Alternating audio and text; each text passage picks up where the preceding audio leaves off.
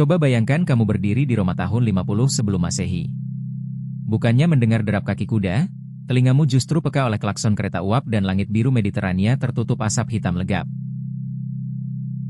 Sejarah mencatat revolusi industri baru dimulai abad ke-18.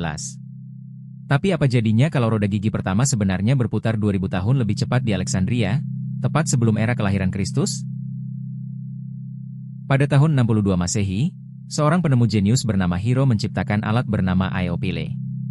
Bola besi ini berputar kencang ditiup uap panas, namun dunia saat itu hanya menganggapnya mainan belaka. Namun, bayangkan jika seorang kaisar pragmatis melihat potensi tersembunyi di balik mainan tersebut. Mereka membawa replika besi raksasa ini ke tambang-tambang perak terdalam di wilayah Hispania, Spanyol modern. Alih-alih mengandalkan ribuan budak yang kelelahan, mesin uap perdana ini mulai memompa jutaan galon air keluar dari terowongan tambang. Efisiensi kerja meningkat tajam, menciptakan ledakan produksi logam yang belum pernah ada. Ketika emas dan perak mengalir deras ke kas Roma, para bangsawan mulai menyadari kekuatan sihir uap ini. Tapi, kemana teknologi liar ini akan membawa takdir kekaisaran terbesar di bumi? Bayangkan kamu berdiri di Bukit Roma pada tahun 50 Masehi. Bau gandum bakar kini berganti jelaga hitam. Ribuan petani meninggalkan cangkul mereka demi kepulan asap hitam dari cerobong raksasa di pinggiran kota. Semua ini bermula ketika Kaisar Claudius memerintahkan instalasi Aeopile raksasa di tambang batu bara Britania. Alat kuno Hiro dari Alexandria itu kini bukan lagi mainan kuil, melainkan pompa uap raksasa yang rakus. Panas batu bara Britania melahirkan revolusi baru. Di kota Londinium, para pandai besi kekaisaran melebur biji besi menjadi baja berkualitas tinggi dalam skala masif. Logam ini jauh lebih kuat dari perunggu manapun. Tapi, apa jadinya nasib jutaan Buddha Romawi? Tiba-tiba, memelihara Buddha menjadi terlalu mahal dibanding merawat mesin uap. Para bangsawan seperti Senator Marcus Licinius Crassus mulai menghitung untung rugi yang mengejutkan. Secara bertahap, lembaga perbudakan runtuh demi efisiensi. Mantan budak ini dibayar dengan koin perak sestertius, melahirkan kelas baru, kaum buruh pabrik Romawi. Mereka bekerja 10 jam sehari di bawah kepulan asap. Hukum Romawi yang terkenal itu harus ikut berubah. Senat merancang Societas Publicanorum baru, cikal bakal perusahaan terbatas modern. Kamu kini bisa membeli saham kepemilikan pabrik baja di Forum Romawi. Bank-bank di sepanjang jalan Via Sacra mendadak kebanjiran modal emas. Para bankir seperti Lucius Caecilius Jucundus sibuk memberikan pinjaman bunga tinggi untuk mendanai ekspansi pabrik tenun uap di Gallia. Kota Roma tumbuh mengerikan. Apartemen Cumo Insulae kini dikelilingi oleh pipa-pipa besi pembuangan limbah. Kamu bisa melihat Kaisar Nero memandang kota yang tidak pernah tidur dari istana marmernya. Perdagangan Romawi kini mencapai puncaknya. Kapal-kapal dagang bertenaga uap mulai berlayar melintasi laut Mediterania tanpa peduli arah angin. Mereka membawa bertonton tekstil murah ke pelabuhan Alexandria dalam hitungan hari. Tetapi, kejayaan industri ini menuntut transportasi darat yang jauh lebih cepat.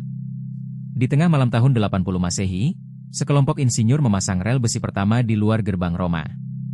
Mesin monster apa yang akan melintas di atasnya? Coba bayangkan kamu berdiri di Via Appia pada tahun 250 Masehi. Jalan batu legendaris itu kini terbelah oleh rel besi. Suara gemuruh roda kereta uap menggantikan derap kaki kuda Romawi. Kaisar Aurelianus tidak lagi mengirim utusan berkuda yang memakan waktu berminggu-minggu. Dengan lokomotif berbahan bakar batu bara, ia bisa memindahkan Legio III Augusta dari Roma menuju perbatasan Jerman dalam hitungan jam. Jarak ribuan kilometer menyusut seketika. Jalur besi membentang dari Roma hingga Babilonia di Mesopotamia. Perjalanan yang dulu membunuh ratusan budak, kini selesai sebelum bekal makanan mubasi di dalam tas. Pemberontakan di perbatasan Gaul atau Mesir langsung padam sebelum sempat membesar. Ketika kabar kudeta tiba melalui telegraf uap, Senat langsung mengirim ribuan tentara bersenjata lengkap. Romawi Barat mustahil runtuh sekarang. Tapi, dominasi mereka tidak berhenti di darat saja. Di Laut Mediterania, kamu akan melihat monster baru. Galea Vaporis, kapal perang raksasa beroda dayung uap yang memuntahkan asap hitam ke langit biru. Di pelabuhan Ostia, Ratusan insinyur militer sibuk merakit meriam uap tekanan tinggi. Lambung kapal kini dilapisi pelat baja tempaan. Armada musuh dari Kartago Baru hanya bisa gemetar melihat teknologi ini. Kapten kapal Romawi kini tidak lagi bergantung pada arah angin musim. Mereka melaju lurus menantang badai menuju Selat Gibraltar. Samudra Atlantik yang dulunya menakutkan, kini berubah menjadi halaman bermain mereka. Suku-suku Jermanik di utara terperangah saat melihat legionaires Romawi turun dari kereta besi pelindung. Mereka membawa senapan uap bertekanan tinggi. Perimbangan kekuatan militer di Eropa berubah total secara instan. Dengan logistik yang tak terbatas, imperium ini terus menelan daratan baru tanpa henti. Dari dataran dingin Siberia hingga sabana Afrika. Semua tunduk di bawah roda besi dan mesin uap Pax Romana. Namun, ketika semua wilayah bumi telah dikuasai, kemana lagi mesin uap ini akan membawa mereka? Sesuatu yang gila sedang dipersiapkan di bengkel rahasia Alexandria. Apakah mereka akan membakar langit? Kita sampai di tahun 1000 Masehi. Di sejarah asli kita, Eropa sedang tenggelam dalam kemiskinan abad pertengahan. Namun, di garis waktu ini, Kaisar Jovianus keempat memimpin peradaban yang melompat 2000 tahun lebih cepat. Universitas Athena bukan lagi tempat berdebat filsafat kosong. Di laboratoriumnya, para ilmuwan Romawi berhasil menjinakkan arus listrik. Bayangkan kamu melihat lampu-lampu busur karbon mulai menerangi sepanjang jalan Via Appia di malam hari. Lompatan terbesar terjadi di Alexandria. Menggunakan roda gigi perunggu yang presisi, insinyur bernama Marcus Aurelius Gratus menciptakan komputer mekanik raksasa pertama. Mesin ini mampu menghitung rute navigasi kapal hanya dalam hitungan detik. Kabar dari London kini bisa sampai ke Roma dalam sekejap. Jaringan telegraf bawah laut membentang di sepanjang Laut Tengah. Kekaisaran tidak lagi lambat mendeteksi pemberontakan karena informasi bergerak secepat kilat. Sekarang, coba kamu posisikan diri sebagai warga Roma di era ini. Kuil Jupiter kini dikelilingi kabel tembaga dan generator bising. Kereta uap cepat membawa ribuan pekerja pabrik ke pusat industri Milan. Namun, bumi terlalu sempit untuk ambisi Romawi. Pada tahun 1008 Masehi, Senat meresmikan proyek Aeneas. Ini adalah misi luar angkasa pertama manusia, sebuah rencana gila untuk menaklukkan bulan demi kejayaan kaisar. Pangkalan peluncuran raksasa dibangun di pesisir Ostia. Bukan dengan bubuk mesiu biasa, para insinyur merancang pendorong berbahan bakar hidrogen cair. Kerumunan senator berjubah sutra berkumpul menyaksikan monster besi setinggi 100 meter. Astronot pertama, seorang perwira muda bernama Decimus Brutus, menaiki kapsul logamnya. Dia mengenakan baju pelindung bertekanan yang dilapisi perunggu tebal. Jantungnya berdegup kencang, menatap langit malam yang sebentar lagi akan dia tembus. Tepat tengah malam, mesin menyala dengan gemuruh dahsyat. Roket Romawi meluncur membelah awan, meninggalkan daratan Italia yang berkilau oleh lampu listrik. Untuk pertama kalinya, manusia berhasil menyentuh ruang hampa udara di luar bumi. Dari atas sana, Decimus melihat pemandangan menakjubkan sekaligus mengerikan. Benua Eropa tidak lagi hijau, melainkan tertutup kabut hitam pekat yang tebal. Tapi, apakah kemajuan luar biasa ini harus dibayar dengan kehancuran rumah mereka sendiri?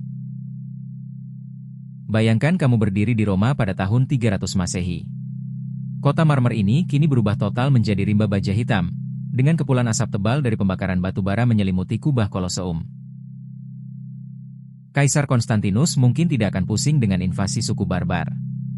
Tapi, ia harus menghadapi masalah baru yang lebih mengerikan, yaitu kenaikan suhu global dan hujan asam di sepanjang sungai Rhein. Jika sejarah bergeser secepat itu, kapal ruang angkasa pertama mungkin sudah meluncur dari Alexandria pada tahun 800 Masehi. Bayangkan, astronot Romawi mendarat di Mars saat dunia nyata kita baru memasuki zaman kegelapan. Namun, mimpi kosmis itu menyimpan bahaya besar. Tanpa regulasi lingkungan, revolusi industri Romawi yang berjalan selama 1000 tahun bisa memicu kiamat ekologi ekstrim pada awal abad ke-10.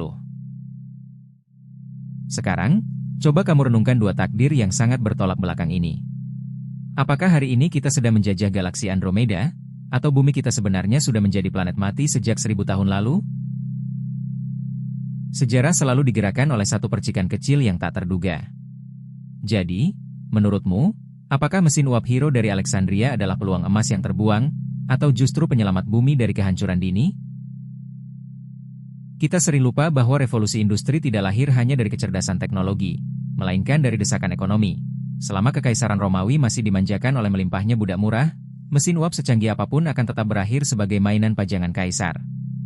Ini membuktikan bahwa kemajuan sejati tidak pernah tercipta dari kenyamanan, melainkan dari keterbatasan yang memaksa manusia untuk berinovasi. Sekarang coba kamu renungkan, apakah kemudahan hidup yang kita nikmati hari ini justru sedang menidurkan potensi revolusi besar kita berikutnya?